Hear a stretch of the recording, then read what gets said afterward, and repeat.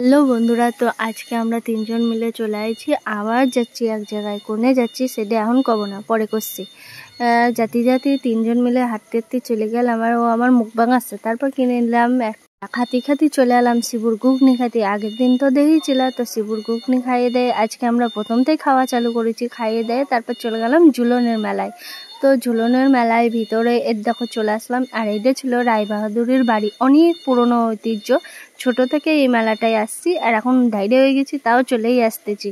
আর দেখো এই জায়গাটা আসলে একটু মনটা ভালো হয়ে যায়, কি সুন্দর শান্তির জায়গা। আর উপরে ছিল একটা কুমির, আর এই কুমিরটা ছোট থেকে দেখতেছি মরাটা ছিল, এখন ভেঙে চুরে গেছে বলে কাঠের করে দিয়েছে। তারপর আমরা খাই নিলাম একটু হাওয়া খাই, তারপর চলে গেলাম ভিতরে। দেহ রায়বাহাদুরের একটা ছবি ছিল, দেখা দিলাম। তারপরে দেহ চলে আসলাম আমরা ভিতরে এসে পুনাম করে নিলাম, পুনাম করে এখন চারিদিকটা একটু ঘুরে দেখছিলাম। আর দেখো সামনে ছিল সব বাচ্চারা ছবি আঁকাইছিল, ওইগুলো ছিল।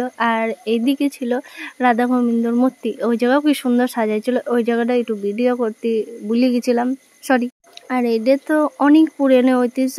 আর এই জায়গার নাচ গানও হয়তো, তো এই বছর এই জায়গা হয় নাই, বাইরে হয়েছে। তো এই বাইরেটা আমরা একটু পরে যাচ্ছি।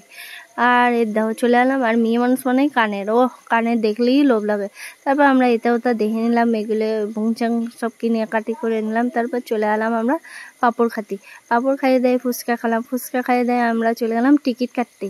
কলাম আমার দিয়ে কাটিস না, ফুটে কপাল, তাও কিছুই তো পালাম না। তারপর খাই নিলাম মোমো খাইয়ে দেয়। চলে এলাম আইসক্রিমের দোকান, আইসক্রিম খাইয়ে দেয়। আমরা চলে এলাম, বাই। আর এই ছুরি কলাম যা বাড়ি।